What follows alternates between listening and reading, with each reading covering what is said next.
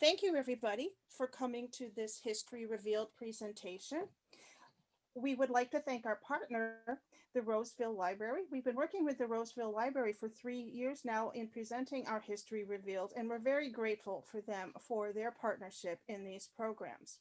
We're working on new programs for 2021, so please watch the Roseville Library event calendar as well as the RCHS calendar, which is on our website, which is on the slide, www.rchs.com.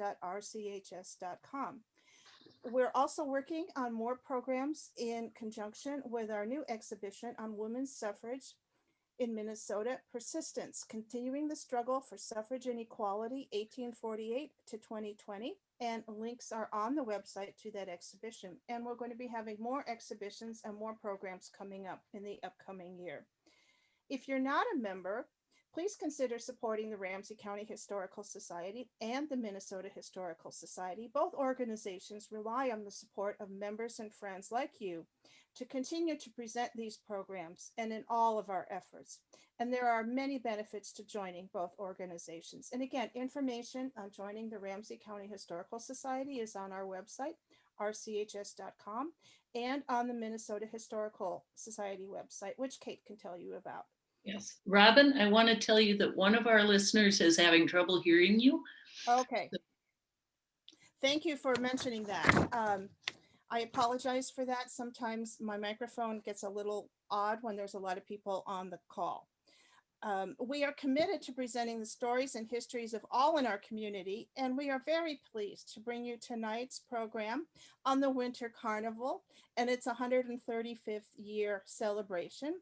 And I'm going to turn it over to Kate Roberts now, who is Senior Exhibit Developer from the Minnesota Historical Society.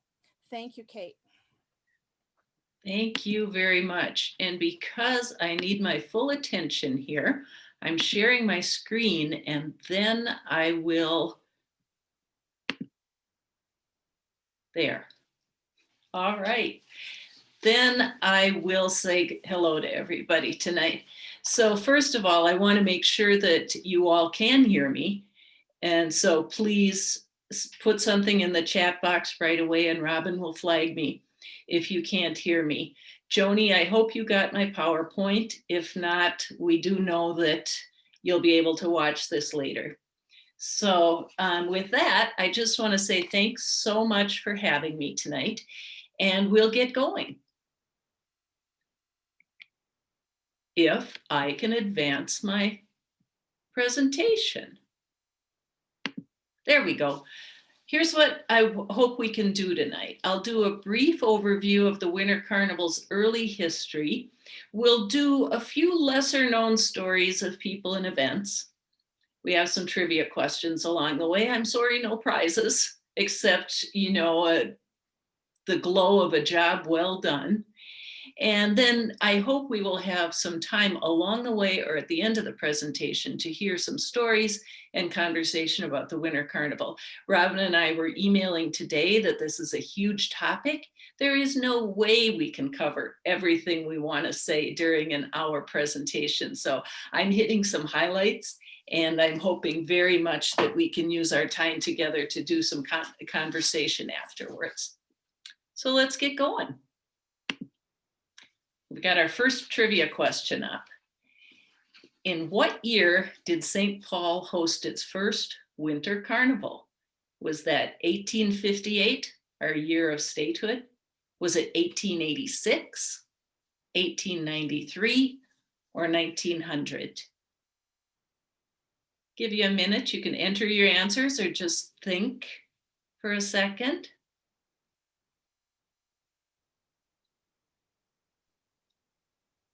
Robin, are you seeing a few answers coming in? Yes, and the overwhelming answer is B, 1886. Aha, good group, smart group.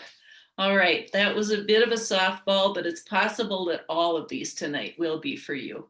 So let's take a look here. The first Winter Carnival was in fact in 1886. What I'm showing you here is a sketchbook by Robert Sweeney. And what I'm going to try to do here is just move my bar on the side so that, there we go, so I can see the full sketchbook with you.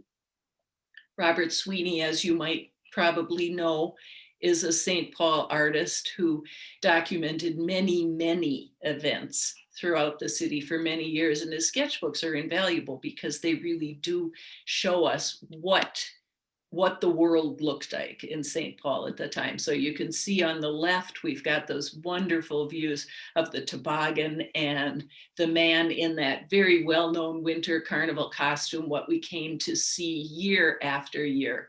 And then on the right, what he's calling the professionals, carnival professionals. Now take a look at this. If you looked at Sweeney's sketch carefully, you'll definitely see that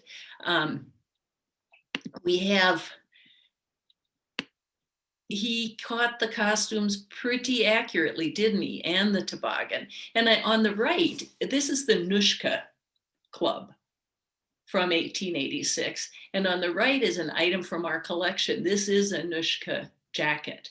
So one of the things, of course, because we have black and white photographs only to document these events, think of the color. When you're looking at these winter carnival scenes, always imagine the color that was a part of all of these activities.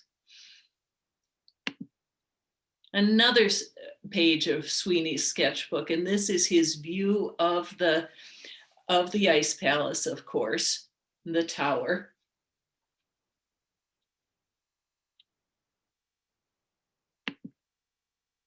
And there's a scene from Ramsey County Historical Society of the Ice Palace. And I do want to have a little shout out here to Ramsey County. The Historical Society has an excellent online exhibit on the ice palaces, the history of ice palaces on their website. I'll note that again at the end of this presentation, but do take some time to go look because most ice palaces are pictured there with some great information. So the cost of this one, of course, was $52,000. It rose to a whopping 106 feet. The construction was delayed because temperatures were not above freezing. We know that this has happened many times over the course of the event. And finally, the temperature dropped, work got going again. Now, let's talk about who was behind this winter carnival. We talk so often about the workers, and we know that ice was gathered from across the state and into North Dakota. Fargo and Bismarck sent chunks of ice. But the other sort of import, of course, was the architect for the 1886 Ice Palace. His name was Alexander Hutchison. He was a native of Canada. He was self-taught as a stonemason, actually, and then became self-taught as an architect and ended up being one of Montreal's most prolific architects. And along with many buildings, including, you may, if you're familiar at all with McGill University, this is one of his best known buildings, the Red Path Museum, along with many buildings throughout Montreal and throughout Canada, Hutchison carved out, so to speak, a bit of a niche for himself with the ice palaces. He did many of them for Montreal. He worked in Saint Paul for many years, and he did other cities as well. So there's another view of his Montreal ice palace from 1889. All right, so let's pop back from Montreal for just a second. We'll go back to Montreal in a minute, but let's pop back to St. Paul and talk about the population in 1886. About 50,000, about 100,000, about 150,000, or 200,000. Give you a minute to mull. I'm dying to sing the Jeopardy music, but I'm not going to, because I want you all to stay for the rest of the presentation. What do we have, Robin? We have some A's, a couple C's, and yes, it's about half and half A and C. All right, let's split the difference and call it B. The population in 1886 was roughly 100,000. This is I love this view of Wabasha Street. I love the life. I love the way that it just says we are a city on the move, doesn't it? And in fact, St. Paul at this time was a city on the move. It was among many urban centers, including Minneapolis, of course, and the rivalry is going on at this point. We're working overtime in St. Paul to attract businesses, to attract citizens. This is the era across the United States, as you know, of big business, industrialization, capitalism. St. Paul is growing fast. So at this time,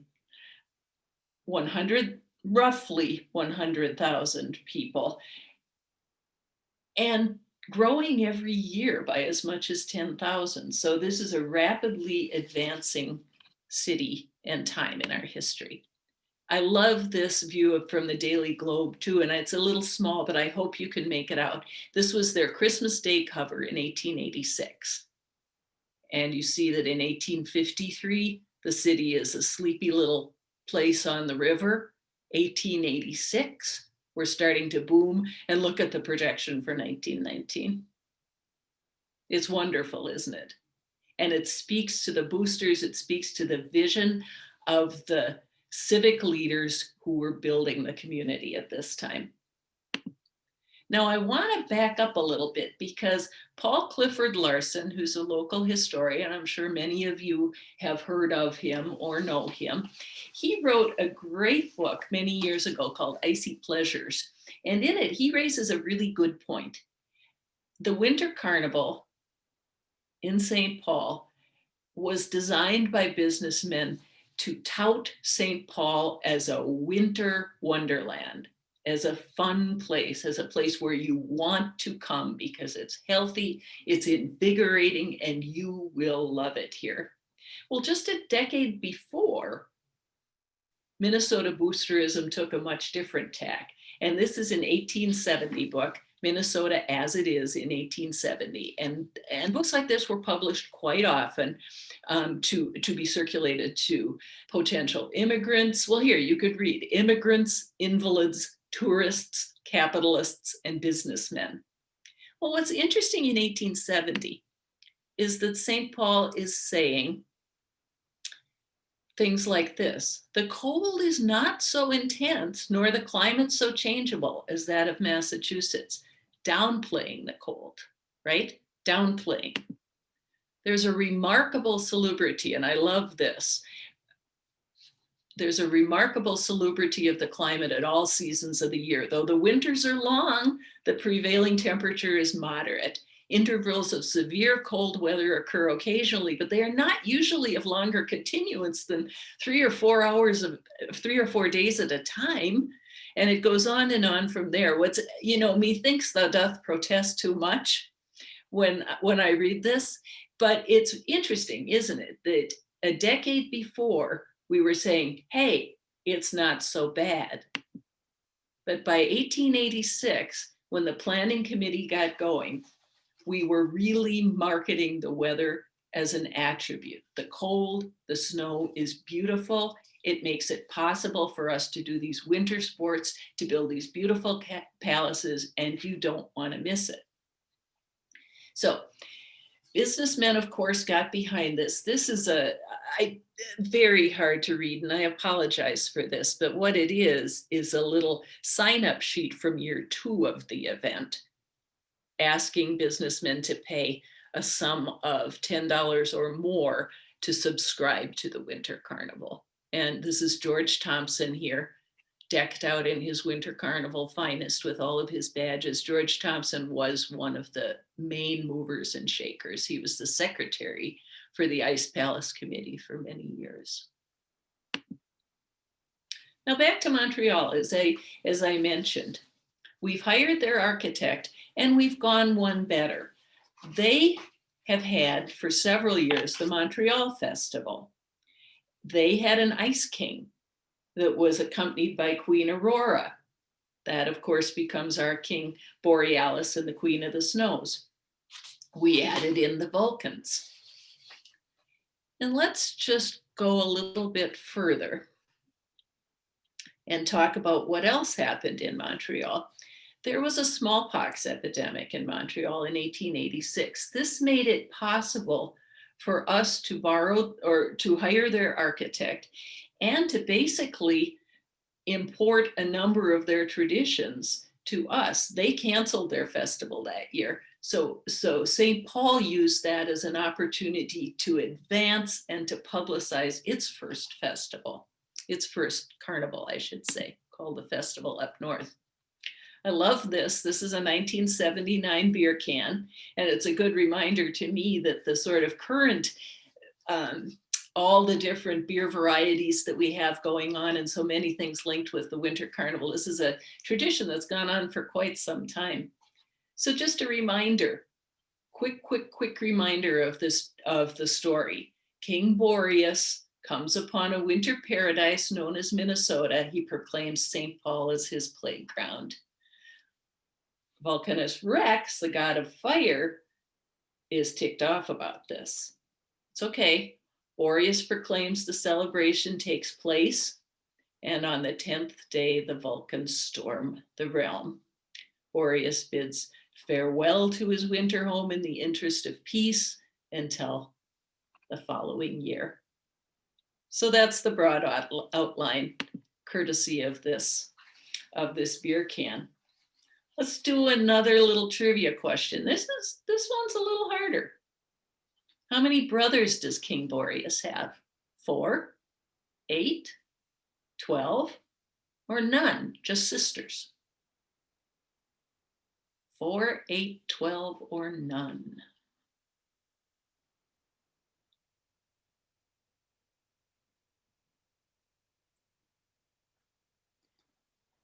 Kate, we have mostly 4 for the answer. And you got it. So this one you probably knew because you are aware of the 4 winds, right? The 4 winds. The brothers' names are Titan, Eurus, Zephyrus, and Notos. And we have the north wind, the east wind, the west wind, and that unstable south wind. So good work, 4.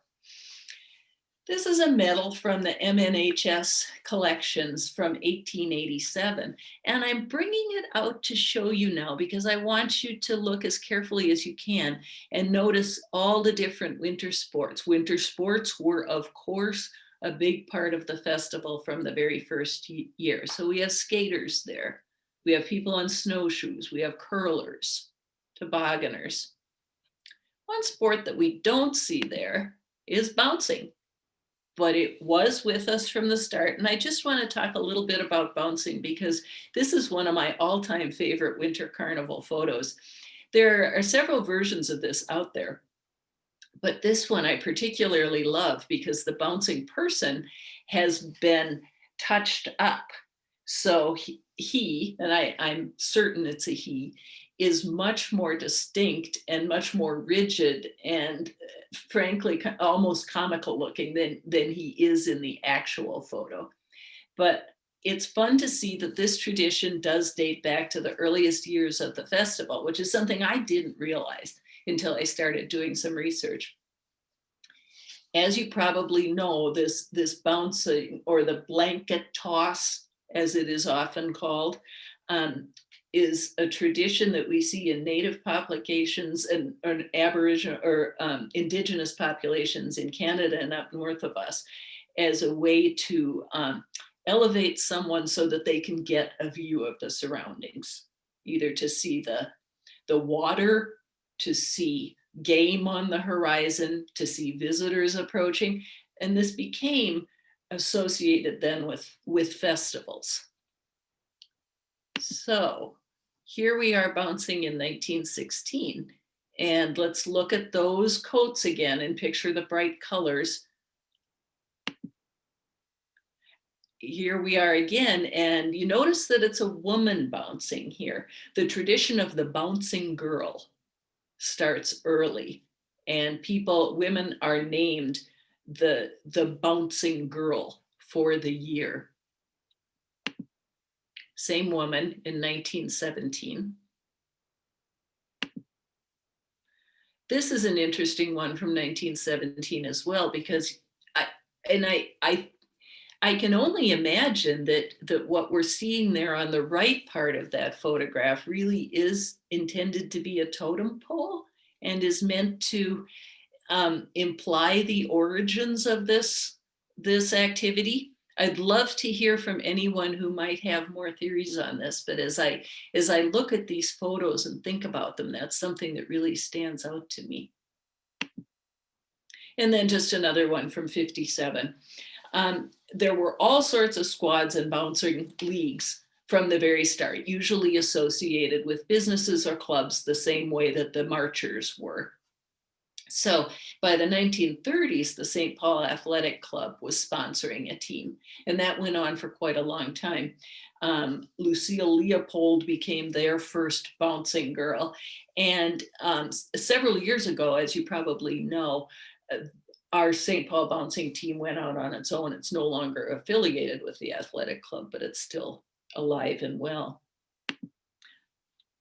There's a view of bouncing girl tryouts from 2011.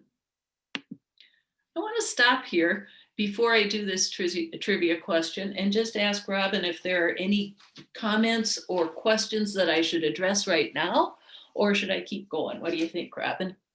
I'm not seeing anything, Kate, but we're getting some replies to your trivia. So okay.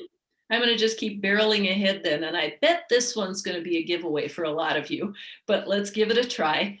Which St. Paulite revived the Winter Carnival in 1916? Was it Lucius Ordway? Was it Edward Bremer, Louis Hill, or John Ireland? What are we hearing, Robin? We have a couple A's and a D, but mostly C's. Yeah, mostly C's it is. Louis Hill took on the Winter Carnival in 1916.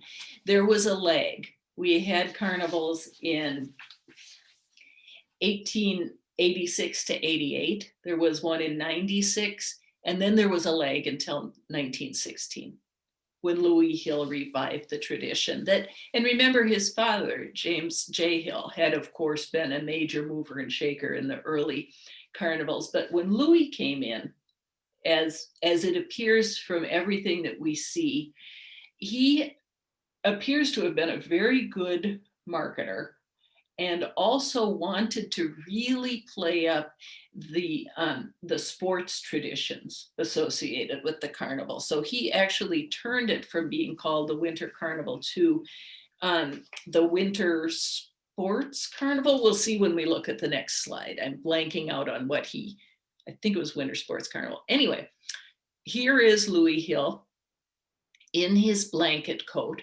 By the way, there are all sorts of descriptions at this time and in the 1890s about how every mill in Minnesota and across the Northwest was working overtime to produce the number of blankets that were needed to make the number of coats that people were wearing.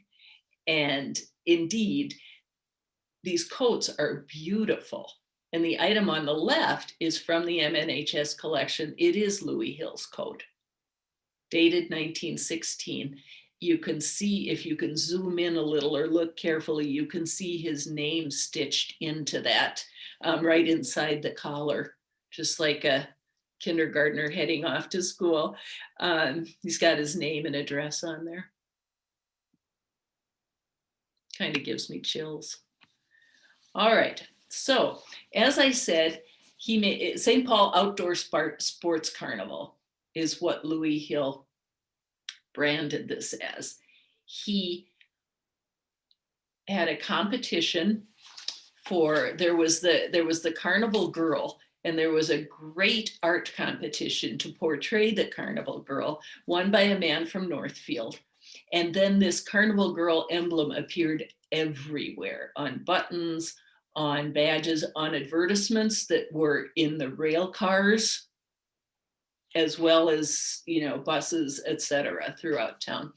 And his slogan that he came up with was "Make it a hot one," which I've always loved. I think that's a beautiful and almost sort of modern sounding slogan. The Carnival Girl in 1916 was Irene Grayston, And I wish I could have found a better picture of her that I could grab digitally. This is the problem with not being able to go into our library these days. I'm at home, our library isn't open. So I got this from the newspaper, and Irene Grayston was noted as one of the great beauties of Saint Paul, and it was her image that was used over and over again throughout. She was a local actress, she was a singer. And then we'll talk a little bit more about her in a minute. First, just to remind you of the sports that were going on.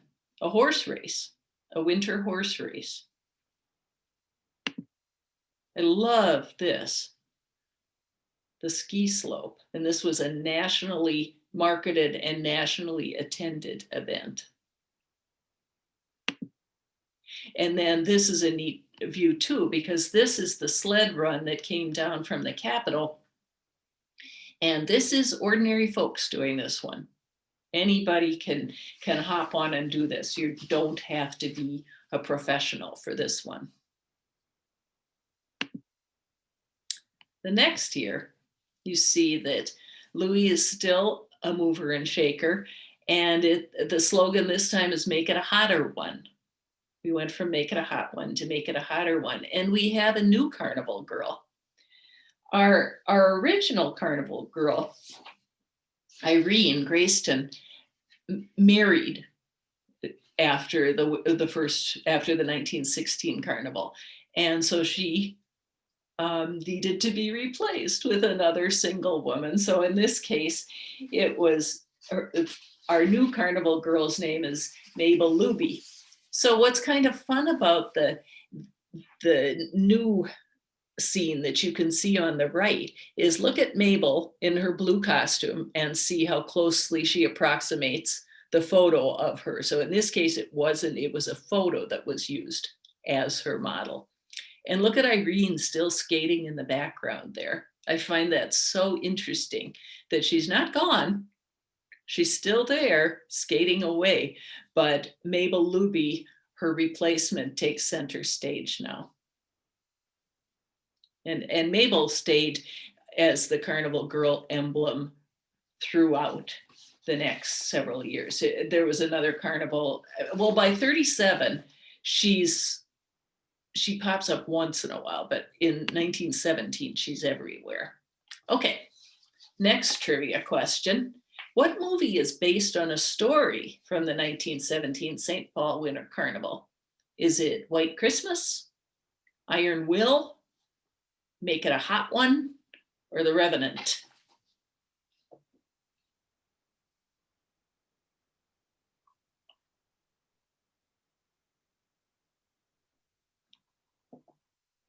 I'm not seeing the numbers go quite as quickly here, Robin. Are people? People, I think, are thinking, but we have a few people saying that it's number C. Okay. I'm going to give you another minute to think. Anything else jump out at you? We have a B. All right. All right. The answer is B, Iron Will. And Iron Will is a semi-fictionalized story of a dog sled race that happened during the 1917 Winter Carnival that is fascinating. These are the two main characters in that race. On the left, we have Albert Campbell. He's a French-Canadian fur trader. On the right, we have Fred Hartman from St. Paul. And again, I point you to Paul Clifford Larson's book, Icy, I'm sorry, why am I blanking out on his Icy Pleasures? Sorry, Icy Pleasures, if you'd like to read a really entertaining account of this, but let me just boil it down here for you a little bit. So Louis Hill and his associates designed a dog sled race that went from Winnipeg along the Pembina Trail, the old Pembina fur trade trail, ox cart trail, to St. Paul. That's 500 miles from Winnipeg to St. Paul. They started on January 24th. There was a blizzard from the start, and the competitors were cut in half right away. So we've ended up with 5 teams left. 4 of them are fur trappers like Albert Campbell, and the 5th is our St. Paulite Fred Hartman, who had moved to St. Paul because of the bracing effects of the weather on his health. He's not a professional racer, dog sled racer. So here is Fred Hartman. It's interesting because we have photos of this dog sled race. It became a huge media sensation. The newspapers were covering it in great detail, which is great because we have photos from the race itself. So here is Hartman on the trail near Becker, Minnesota, which you probably know is on Highway 10, which does in some places follow that old ox cart trail. He became the star of the race. Hartman became the person the media were following. And you will see some of this online if you do some research. He was the fan favorite because his best dog didn't show up in Winnipeg on time to make the race. Another was lost when his dogs, a fight broke out amongst his dogs. A third was sick and ended up riding part of the race on the sled. Hartman did the unthinkable. He pushed his sled for a while, and the media covered the last 100 miles of his trip in detail with sort of daily updates in the newspaper. How's Hartman doing? How's Hartman doing? How's Hartman doing? And this is the core of the Iron Will movie that I mentioned earlier. Meanwhile, there's Albert Campbell. Albert Campbell, and here he is in Becker, same time. Albert Campbell won. He won by a mile. I mean, he far outpaced Fred Hartman. But Fred Hartman had the dramatic hometown boy story. But Albert Campbell was no slacker either in terms of having a backstory. His sled, as you can kind of make out, I think, in this photo, did not have a back handle and it didn't have a side. It was actually more like a toboggan. Plus, the media covered this story about him, and I just want to read this from the St. Paul paper. I'm going to read it verbatim because I love it. An old fur trapper lay on his deathbed in a rudely furnished log hut at the Wood Lake post of the Hudson Bay Company. Just before the death rattle came in his throat, he called his son to his side. "Win that race, my boy," was his command. 2 minutes later, he was dead. Now, of course, the son was Albert Campbell. So we had 2 very dramatic stories going in this race. I also want to mention that Albert Campbell became very famous in Canada, as did his younger brother, Gabriel, who came in 4th in the race. And at this point, Canadian soldiers were fighting in World War I, and the story was being sent to them so that they could track the progress. There's some snowshoes that Fred Hartman later gave to Louis Hill that are in our collection. I'm looking at my time here and I want to make sure I don't miss anything. Okay, I think we're good time-wise. I'm zooming way ahead now and I'm showing you the 1937 Winter Carnival Ice Palace, just because look at the different aesthetic. We're in the 30s now. We're in the streamlined Art Deco modern phase. And let's do another trivia question. You've seen that ice palace. Who designed it? Was it A, Frank Lloyd Wright? Was it B, no architect at all? It was designed by its builders. Was it C, Franklin Ellerby of Ellerby and Associates? Or was it D, Cap Wigginton?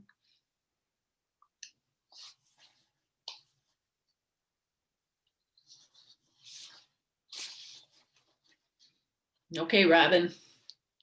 All right. Well, we're kind of all over. We have a couple D's, a B, and a C. So nobody fell for my Frank Lloyd Wright deflection move. Good for you. The architect was Cap Wigington. And here's another view from the Ramsey County Historical Society online exhibit. I love this view, seeing from the state capitol, seeing the quadriga and then the ice palace. Isn't that, well, I'm going to say it, it's chilling to me. So this ice palace, remember this is 1937. This is built by Works Progress Administration, WPA funding. So workers were hired by the WPA to build the ice palace, which is pretty great. Fires inside the palace boiled the water used to cement the ice blocks together, so otherwise the water would freeze in the transport buckets. It was that cold out. Clarence, or Cap Wigington as he was known, was a Saint Paul city architect. And he designed the Highland Park Water Tower, you know that probably, the Harriet Island Pavilion. He was also, in 1914, he was Minnesota's first registered African-American architect, actually, and the first African-American city architect in the nation. So that's an interesting, I love that ice palace, and I wanted to throw in just mention of one more.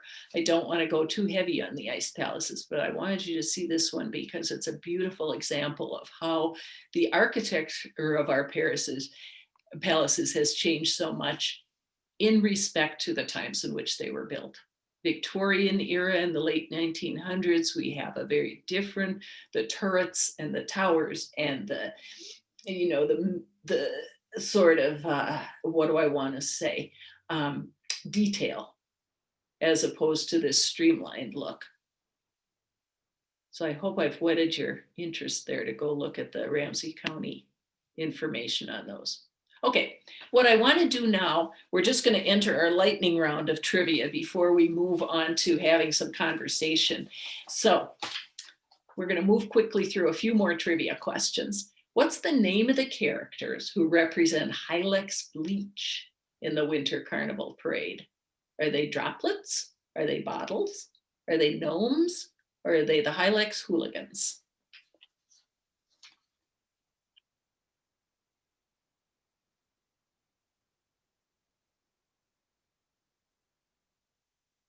Okay, we have some A's. Uh-huh. And some C's and Yeah. a D. All right. No B's so far. Okay, they're the gnomes, the Hylex gnomes, and there they are in 1949. And if you've ever wondered about the gnomes, I had to include this in this presentation because I have so long wondered about the presence of the gnomes. So Hylex Bleach Company, you know, entered, as so many companies do, entered these figures as marchers every year in the Winter Carnival. Okay, there have long been such marching organizations along with floats and everything else. Nothing that unusual there. And in 1948, Boy Scout Troop 13 from St. Columba's Church started doing the honors and marching as the Hylex gnomes. So this is the second year that the Boy Scouts were marching. Well, but then Hylex got bought out, as some of you might know, and one of the first moves for the new company was to take these gnomes out of their warehouse and send them to Egan, to another warehouse. They didn't want them; they were just going to trash them, right? But as you know, if you've been to a parade recently, they didn't get trashed. And I was curious about why it's due to, and you may know this. A Hylex employee contacted Wally Westcott at Westcott Station Antiques over on West 7th, and Mr. Westcott bought them all. He had them restored, and he still makes them available to Troop 13. I love that. He said, I read a brief article about him. I wanted him to be back in the parade. Through the years, lots of people wanted him, but for me, they'll always be in the parade. I love that story. I wasn't aware of that, and I thought it was very interesting to see how that happened. All right, lightning round next. What woman was the inspiration for Klondike Kate? Kathleen Rockwell, Kate Smith, Katie O'Toole, or Catherine the Great?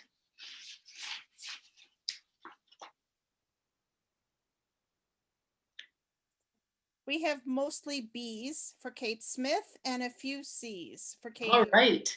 All right. The answer, surprisingly enough, and I would have gone with Kate Smith too, but it's actually a woman named Kathleen Rockwell. She was a dance hall girl who worked on the Yukon Trail for years, and she was known as Klondike Kate. That's a very demure photo of her. If you go online, you can find a little bit more about her. She worked along the Yukon Trail in bars and in various saloons and boarding houses for many years, and then she settled down, retired, got married, and had spent the rest of her life doing a whole host of other things. So remember that name, Kathleen Rockwell. And if you're really interested, you can, I believe, find Klondike Kate, the movie, at the library. But as you know, since '71, we have had a Klondike Kate festival. We've had our Klondike Kates participating, and we're not the only winter festival to have a Klondike Kate, but I would venture that ours is the largest competition. All right, what year did the Winter Carnival treasure hunt first appear in the St. Paul Pioneer Press? The first year, 1886.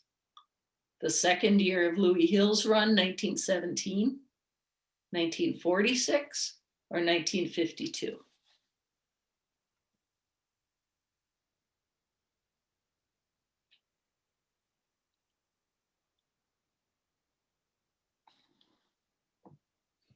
Okay, Kate, we're pretty much across the board. A couple C's, B's, and D's. No A's. No A's. All right. Smart folks, no A's. The answer is D, 1952. And what I wish I could have done this whole presentation, by the way, on the treasure hunt, as I'm sure you all realize, there is so much to say about the history of the treasure hunt.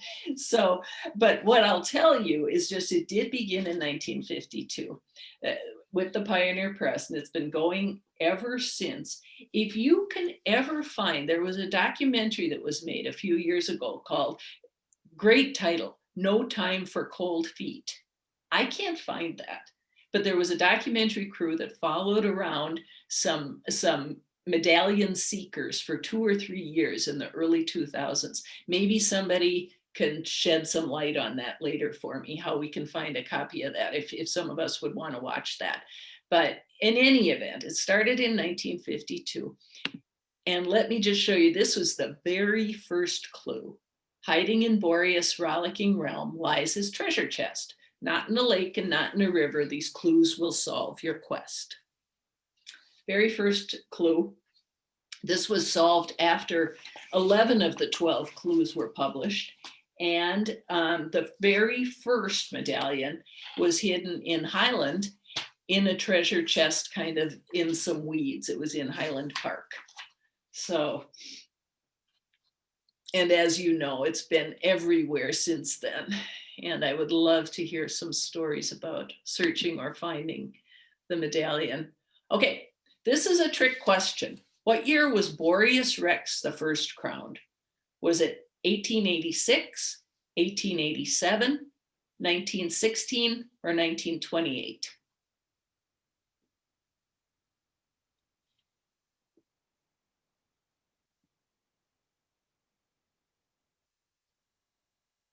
All right, I'm gonna.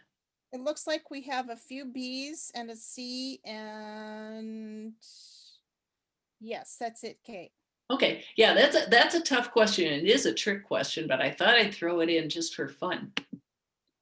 Boreas Rex the first was crowned in 1916. Before that time, 1886, 1887, we had Borealis Rex. And then Boreas Rex was our first. And then in 1928, we had something completely different. We had King and Queen Midway. It's kind of fun. So just a couple more views of some of our great kings over the years. Charles Flandreau, one of my all-time favorite photos of Boreas Rex, remember, because this is 1896. Isn't that a fabulous costume? And there he is in, you know, in real life, much more, much less entertaining, but probably a little closer to what he looked like for most of his friends and for most of his life. I love that. And then we have Joseph Shealy Sr. in 1940. He was Boreas Rex 6. Again, this photo to me embodies the spirit of the Winter Carnival. I think it's a beautiful shot. I always have. Some of you may know this family or may know more of the history of Mr. Shealy. I would love to know if you have a connection to him and his family. One of my favorite photos. All right, what year did 108 Queens of the Snows reign? 86, 87, 1916, 1928.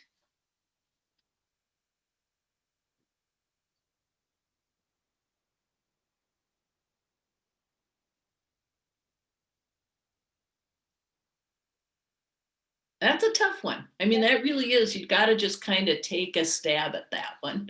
That's Robin, when people are saying C's or D's. good for you. It is C. There were 108 queens in 1916, which is really fun. I just want to go back there for a second. 1886, we had the Queen of the Snows. 1887, we had Princess Carnival. And then, as I mentioned, in 1928, we have Queen Midway. But in 1916, we had 108 queens. And this is a photo, another one that I particularly like, that's promoting 3 of 108 queens.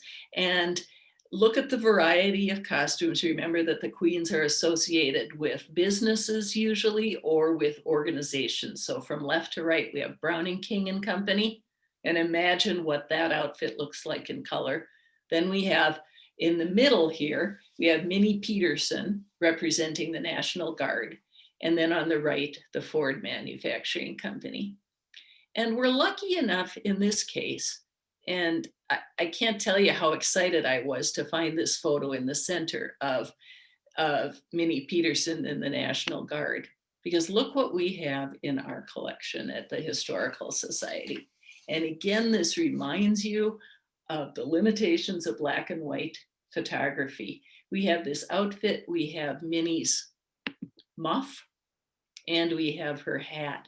And it just really, it gives me chills again to see this in real life. And it also, you know, the amount of material that we at the Historical Society have in our collections, paired with what Ramsey County Historical Society has, as well as other organizations around the state, speaks to the significance of Winter Carnival. I mean, so many things were saved, were held dear by families, and then were thought important enough to give to a repository like the Historical Society. And I love knowing that, and I love having that as part of our legacy here in Minnesota.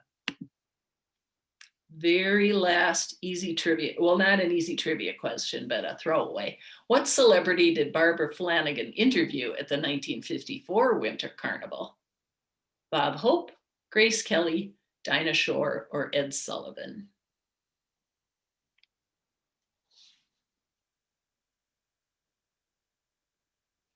Again, this is split. Okay, we have some D's, some C's, a couple B's. All But right. I think C is the overwhelming choice. That's a really good choice. And some of you may remember or may have read that Dinah Shore broadcast her TV show from the Winter Carnival in the 1950s. So that's a very good guess. But in 54, it was Ed Sullivan who broadcast from here. And there's a very young Barbara Flanagan interviewing him. So I promised you that I'd give you some resources for further thinking about this topic. I talked about ice palaces.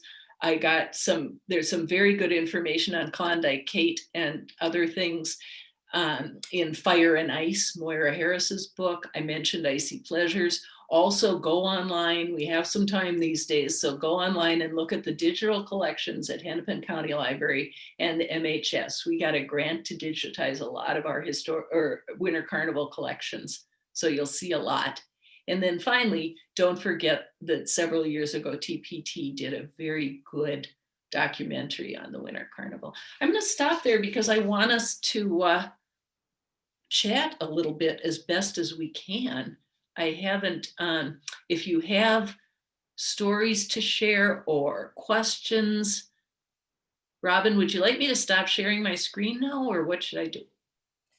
Yes, if you want to stop sharing your screen, first of all, I want to say a big thank you to Kate Roberts for this wonderful presentation. And if you'd like to ask a question, feel free to put it in the chat, or you can now unmute your microphone. We are still recording. We will stop recording if you want to share something more personal later. So if there are any questions, feel free to chime in.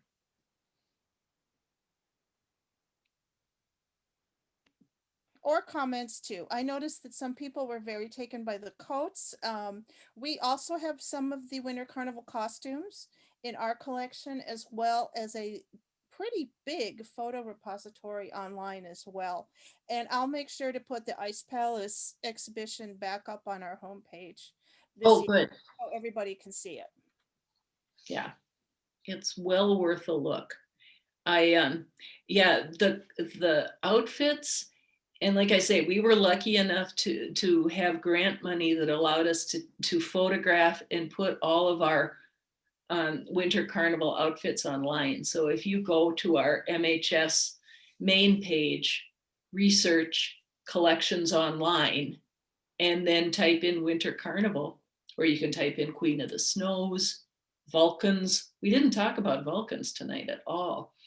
Any number of topics, and you'll get some great images of the outfits. They're spectacular. And those coats, I can only imagine that some of the folks here tonight might have coats that have been passed down through their families too.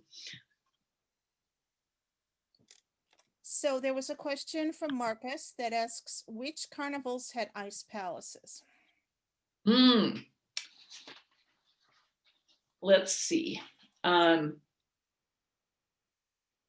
don't know all of them. We'll know if we go online, we can figure this out. If we go on your wonderful, there were ice palaces in 86 and 87 for sure. 1916, 17. And then the 30s, there was a run of what, 4, I think. I'm doing this off the top of my head, so apologies. I'm not going to get this quite right. And then we sporadically, and then we remember the big one in 92, 2004. And what am I forgetting, everybody?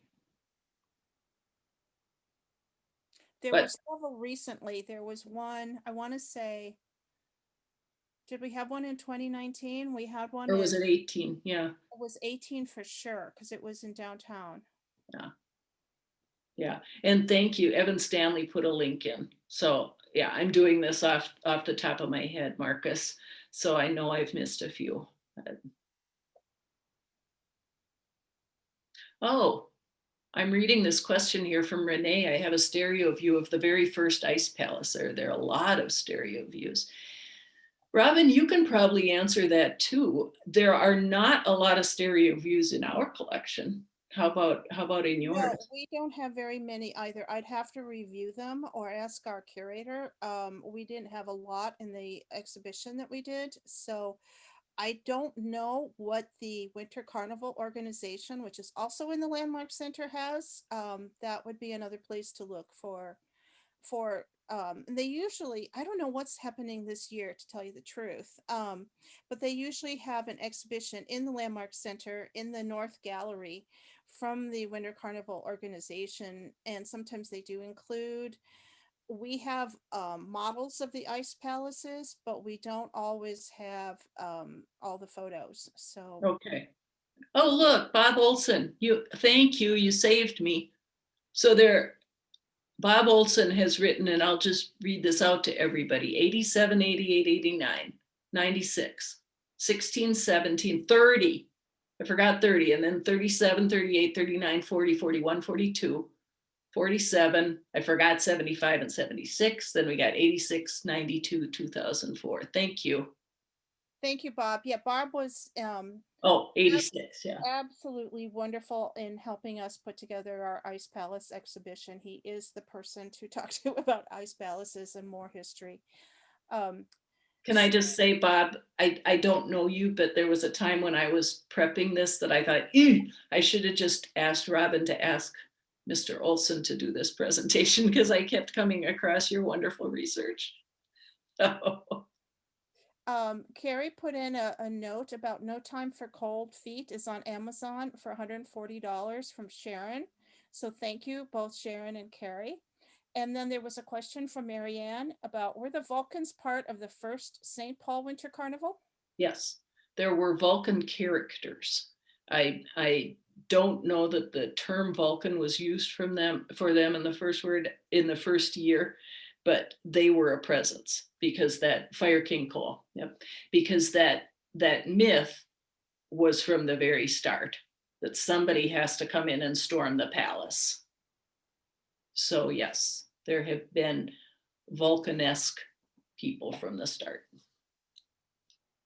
So then Judy had a question. 35 or so years ago, her 3-year-old son was filmed by a TV camera crew at the Winter Palace teardown in 1986 and was on the news that evening.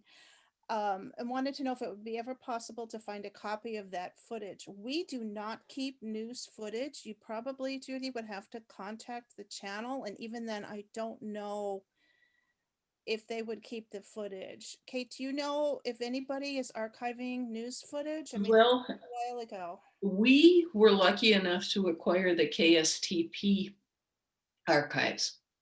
So if it happened to be on KSTP, you could contact our reference librarians. Other than that, you do have to go to the individual stations, and it's hit or miss that long ago. I wouldn't rule it out, but do you happen to know if it was KSTP?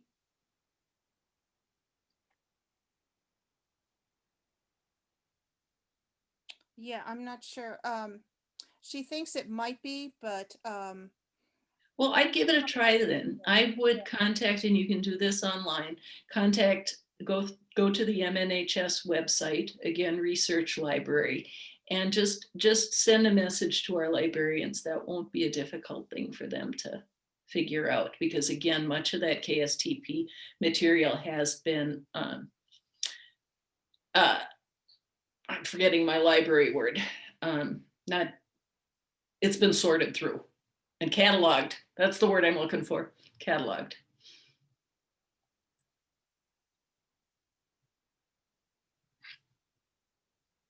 okay, are there any other questions or comments? Oh, I didn't want to.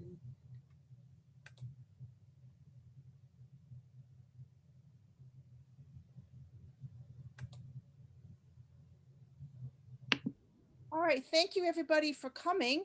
And again, this is an early ice palace, so you can see how huge and ornate they were, to underscore Kate's comments about the changes in the design of the ice palace. I will have that up on the website, the rchs.com website. And this program will be on our YouTube channel in a couple days. And again, I want to say a big thank you to the Ramsey County Libraries, the Roseville branch, and a huge thank you to Kate Roberts for putting this program together, doing all this research after we talked, I think it was November or December, and she pulled all this together so quickly under difficult circumstances when our research center was mostly closed and their library was mostly closed. So again, a big thank you to Kate and to everybody for coming tonight. And I will be stopping the recording. But please feel free to hang on for a few minutes if you have more comments. And again, thank you all again for coming, and watch for more programs.